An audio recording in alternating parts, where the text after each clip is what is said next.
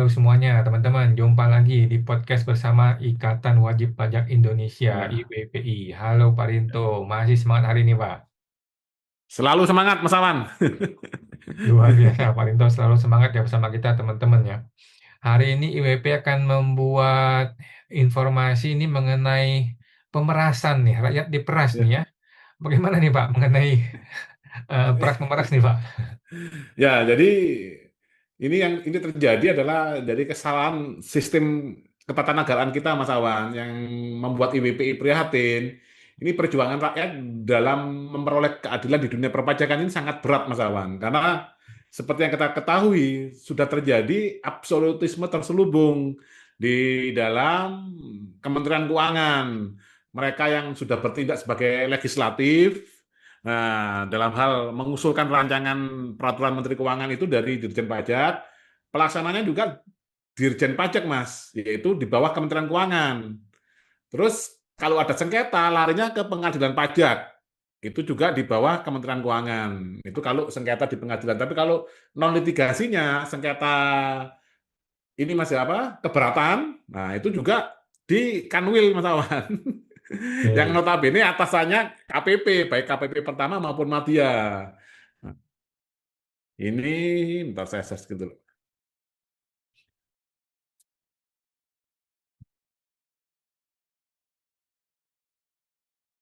Nah, ini kita dari tim kita menganalogikan negara ini seperti keluarga, Mas Awan. Jadi rakyat diperas, elit berkuasa.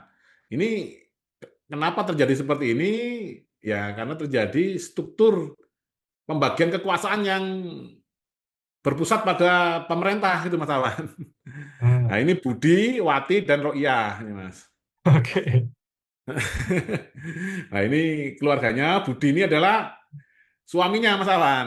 Nah, Hmm, keluarga Budi sebagai cermin negara. Nah, ini hmm, Mas, Toko Budi yaitu sebagai kepala keluarga Mas. Yaitu kita analogikan sebagai ini Mas, MPR atau DPR sekarang ini, yaitu hmm, mewakili pemilik kedaulatan rakyat. Karena setelah kita mencoblos pemilu Mas Awan, itu para anggota MPR dan DPR itu sama sekali tidak mau lagi mendengar suara rakyat Mas Awan. Misalkan Mas Awan ini coblos si A, Mas ya, si A itu sekarang jadi anggota DPR. Padahal ini hmm. temannya Mas Awan. Mas Awan punya nomor HP-nya. Mas Awan kalau WA ke beliau itu pasti nggak digubris Mas Awan. Nanti alasannya banyak. Oh ini bukan komisi saya lah. Nanti Hmm. saya koordinasikan dengan ketua partai kami lah atau dengan pimpinan fraksi bla bla bla bla. Pokoknya intinya sudah kayak putus hubungan Mas Awan antara rakyat dengan wakil rakyat Mas Awan. Hmm, hmm, Nah, ini kalau kita analogikan adalah pemegang otoritas tertinggi, tapi hmm, kehilangan arah dan integritas moral. Nah, ini ada hmm, lagi, Mas. Kita kasih ilustrasi, yaitu Wati, Mas, yaitu asisten rumah tangga, hmm. yang kini menjadi istri baru, yaitu presiden dan elit-elit eksekutif, Mas Awan. Nah, Oke. ini termasuk Menteri Keuangan yang baru, ini ada di sini, Mas Awan. Sebenarnya mereka itu adalah seperti Wati nih, Mas, asisten rumah tangga. Hmm, Nah, awalnya pelaksana kebijakan, pelayan rakyat, tapi kini menguasai rumah dan sumber daya. hmm, Jadi Budi ini tergoda dengan Wati, Mas Awan. Akhirnya hmm, menikah dengan Wati yang seharusnya ini adalah asisten rumah tangga, tapi dia hmm, menjadi seakan-akan pemilik rumah. Nah, ini ada hmm, lagi Ro'iyah, istri yang sah yang ditinggalkan, yaitu rakyat sebagai pemilik rumah asli. hmm, Nah, ini rakyat Indonesia ini adalah rakyat yang pekerja keras, Mas Awan. Tulang punggung hmm, sebenarnya, tapi terpinggirkan dan diminta menanggung semua beban. Nah, anak-anak ini ada 5 orang, itu terdiri dari ini Mas analogi dalam negara yaitu sektor publik, sektor pendidikan, kesehatan, lingkungan, ekonomi kerakyatan, dan sektor budaya. Nah, ini penjelasannya adalah generasi penerus yang jadi korban keretakan sistem, mereka lapar tapi tetap diminta untuk berbakti. hmm. Nah, jadi ketika Budi berselingkuh, Mas Awan, artinya lembaga politik dan moral tertinggi MPR berkompromi dengan kekuasaan eksekutif untuk kepentingan pribadi. Nah, jadi Budi ini sejak menikah dengan kepala pemerintahan yaitu presiden, Budi ini menjadi mantan suaminya rakyat, Mas Awan. Nah, Oke. dia berkuasa bukan untuk keluarga, hanya untuk kepentingan pribadi dia sendiri, Mas Awan. Dari situlah muncul negara yang rusak, bukan karena kurang uang, tapi karena pengkhianatan terhadap struktur moral dan tujuan asalnya. Tujuan asal bernegara kan mewujudkan keadilan sosial dan memajukan kesejahteraan umum, Mas Awan. Sama-sama sejahtera lah seluruh rakyat Indonesia. Nah, ini dari rumah tangga retak ke negara gagal ini, Mas. Ini nyambungnya ke negara gagal, Mas. Hmm. Tokohnya yaitu Budi yang boros dan malas bekerja. Ini Budi ini memang sangat boros, Mas Awan, tidak bisa mengelola keuangan dengan baik, dan malas bekerja. Nah, analogi dalam negara itu pemerintahan yang tidak produktif dan hanya konsumtif. Hmm. Penjelasan defisit anggaran membengkak. Contohnya tahun ini, Mas Awan, itu kan target penerimaan negara itu 3.000 triliun, Mas Awan. Hmm. Cuman apa rencana anggaran belanjanya itu 3.621, Mas. Jadi ada defisit 621 triliun, Mas Awan. Hmm. Jadi antara ini kalau zaman kita sekolah SD dulu, Mas, lebih besar pasar daripada tiang itu, Mas. Oke. Nah, ini Wati. Wati ini adalah asisten rumah tangga yang boros, senang tampil di depan tetangga. Ini adalah pemerintah yang sibuk citra dan proyek infrastruktur prestis. Nah, hutang membesar, hasil kecil. Ini sama dengan misalkan yang sekarang lagi rame itu proyek kereta Wus itu, Mas Awan. Hmm. Nah, Roia ini adalah istri yang setia yang kerja siang malam, yaitu analogi dalam negara, rakyat yang menanggung pajak, inflasi, dan korupsi. Hmm. Ya, kita tahu fasilitas publik kita seperti apa kalau dibandingkan dengan negara-negara Eropa dan lain-lain, itu sangat jauh, Mas, fasilitas publik kita. Hmm. Terus birokrasi, pengurusan kita ngurus KTP, ngurus SIM, mengurus IMB, sekarang ganti PBG itu sangat rumit sekali, Mas Awan. Hmm. Ini saya lagi ngurus PBG ini 2 tahun belum selesai-selesai, Mas Awan. Hmm. Pokoknya ada aja yang kurang gitu, Mas. Nah, terus terjadilah ketimpangan sosial yang meningkat. Anak-anak tidak sekolah dan stres, sektor publik lumpuh, krisis generasi dan produktivitas. Hmm. Nah, tapi apa yang dilakukan, Mas Budi? Ini pura-pura harmonis di tempat tetangga. Nah, pemerintah kita itu saat di internasional itu pura-pura bahwa kita ini negara besar, baik-baik Hmm. saja itu, Mas. Padahal di rumah tangga kita tiap hari tengkar, Mas, masalah ijazah yang sekarang belum ada kejelasannya. Hmm. Di Malang juga di kota saya ada kasus Yaimin dan Sahara yang nggak tahu ini siapa yang benar yang salah. Pokoknya kasus di Malang sampai pejabat-pejabat nasional seperti KDM ini Gubernur Jawa Barat datang ke Malang, kan lucu, Mas. Hmm. Apa tuh tupoksinya Gubernur Jawa Barat itu ke Malang kan itu, Mas. Hmm. Untuk ngurus perselisihan antar tetangga itu, Mas Awan. Hmm. Nah, terus pemerintah memanipulasi dalam laporan makro, hilangnya kepercayaan publik. Nah, maka keluarga ini disebut broken home. Dan dalam konteks negara disebut failed state in progress.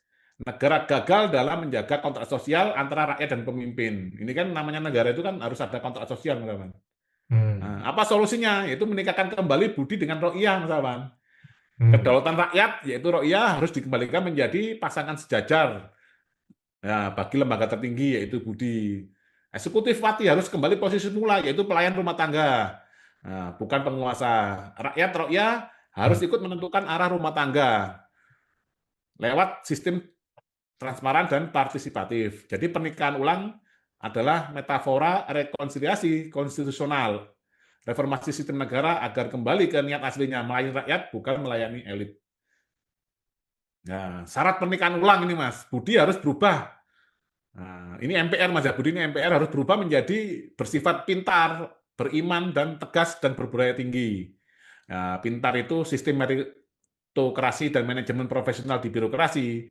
Beriman itu integritas moral dan etika publik berbasis tanggung jawab. Tegas itu penegakan hukum, Mas, tanpa pandang bulu dan anti korupsi. Contohnya kita di dunia perpajakan, Mas ya, itu kan penegakan hukumnya kan, aduh, rakyat ini saya kira sangat lemah sekali posisinya, Mas, untuk melawan oknum-oknum pajak ini, Mas. Karena oknum pajak ini ada sanksi itu juga nggak jelas, Mas. Kita sebagai korban itu tidak pernah mengetahui bagaimana proses sanksi apabila kita menemui oknum pegawai pajak. Memang ada pemecatan 26 orang, teman kan kita nggak tahu, Mas, siapa yang dipecat, namanya siapa, kesalahannya apa, dari KPP mana, terus memerasnya itu WP yang mana, berapa nilainya, itu kan sangat tertutup, Mas Awan. Hmm. Kan bisa jadi, Mas, yang penting buat berita seperti itu, yang penting nggak ada yang dipecat, kan bisa jadi, Mas Awan. Nggak ada yang tahu. Gitu. Nah, berbudaya tinggi, kepemimpinan berakar dari nilai, tradisi, dan kecerdasan sosial. Nah, jika budi, negara atau pemimpin ingin kembali menikah dengan rakyat atau ro'iyah, maka tidak cukup hanya pemimpin yang berubah. Harus ada 4 pilar masyarakat yang menjadi pendamping reformasi, bukan hanya penonton atau pengkritik, yaitu kaum intelektual sebagai otak, rohaniawan sebagai hati, budayawan memberi jiwa dan identitas, dan TNI Polri yang menjadi tulang punggung keberanian dan ketertiban. Tanpa kolaborasi keempatnya, budi akan jatuh ke intelektualisme tanpa moral, religiusitas tanpa akal, budaya tanpa arah, dan kekuasaan tanpa nurani. Ini yang terjadi saat ini yang kita alami, Mas, sebagai wajib pajak itu kan, ya kita banyak dijanjikan, Mas, termasuk misalkan PBA 0,5%, ini Mas ya PBA final, itu kan sampai sekarang juga belum, hanya lisan aja Mas Afan, belum ada keluar keputusan resminya kan secara peraturan perundang-undangan. Itu beberapa teman yang mengajukan final itu akan ditolak Mas oleh AR dan lain-lain Mas Afan.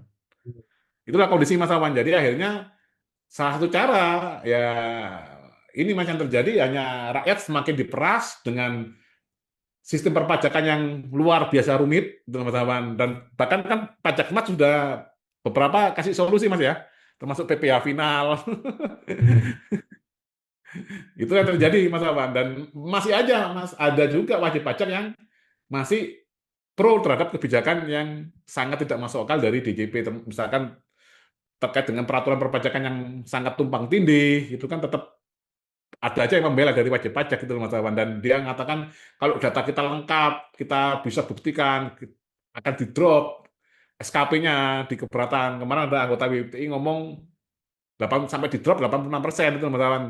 Ya kan Hmm. saya bilang, ya kan siapa pemeriksa pajaknya, bisa jadi di tempat A sama tempat B, Bapak aja dengan data yang sama dibawa ke tim pemeriksa yang lain kan bisa beda Mas Afan.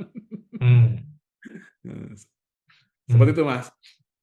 Oke, ini kan sangat teoritis nih Pak. Memang ini Ya, ideal, sangat teoritis, tapi bagaimana bisa mencapai itu? Kalau si Budinya tidak mau, terus mau gimana? Dia kan sudah punya kekuasaan, sudah ada di atas, menikmati gaji tiap bulan. Kalau dia nggak mau, terus gimana? iya, makanya itu Mas.